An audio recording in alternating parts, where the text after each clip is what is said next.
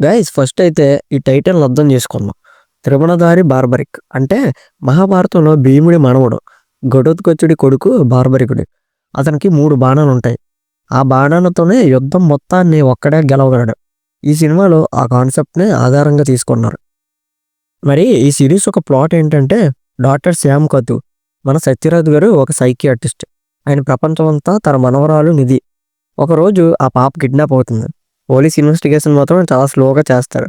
అయితే శ్యామ్ కతు ఇంక ఓపిక పట్టలేక ఆయనలోని బార్బరికుడు బయటికి వచ్చి తన మనవరాలిని వెతికే పనిలో పడతాడు.